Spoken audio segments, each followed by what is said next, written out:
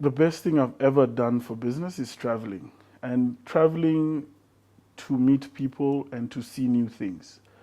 If you meet people in another country, you learn a whole set of ideas, value systems.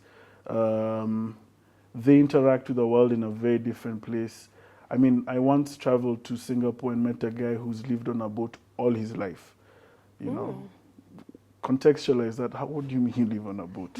You know, but he's a successful businessman, and the business that he's in is around boats and docks, and he's made a comfortable fortune living out of it. So traveling gives you that insight into different perspectives and opens up your mind, and it makes you more accepting of others, which is something you really need in business, because you're going to meet all sorts of people, in either your customers or people you need to ask for money. When you say finances, you know, depends.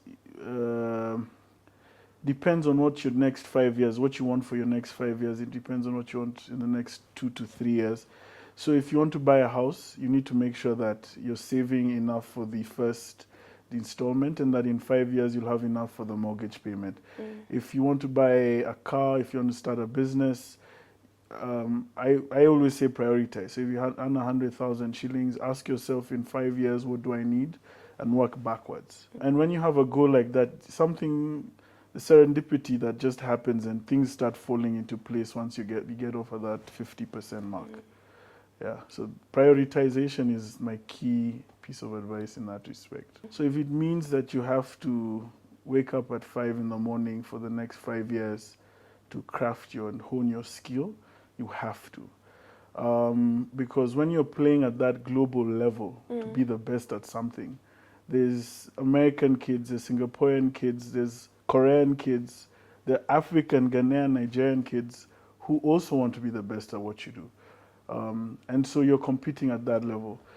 Just recently, we lost a bid for partnering with one of the largest Asian banks. And the reason we didn't get it is because of the way I responded to that email. I basically was asked, will you commit 100% to this? And I sort of said, I'll work around your schedule. And on that side of the world, you know, this was the biggest bank in one of the Asian countries. They wanted to see 100% commitment. And so we made it to the final 13, and they were picking 8. And somebody told me that we were actually 8 or 9. And it was that me saying that we're going to get 100% commitment, or give 100% commitment, cost us the slot. And so when I asked who won that slot, it was an American guy who said, yes, I will be there for the 3 months and make sure that everything is running. And so if you want to be the best at something, just remember there are 10,000 other guys who want to be the best at the same thing, and you have to compete at the same level. So you have to work and hone your skill at that level. At Chika, we have very clear criteria of what we're looking at. In each skill set, we want you to display passion for it. You also have to have done it before somewhere else and have succeeded. And this is globally, so it doesn't matter where you're from. Those are the 2 main things we look for.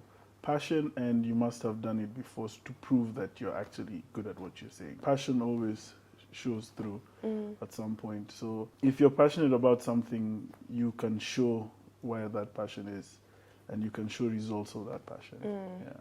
So what do you have to say to the millennials? The world is changing faster than everyone else, so the Generation X can change.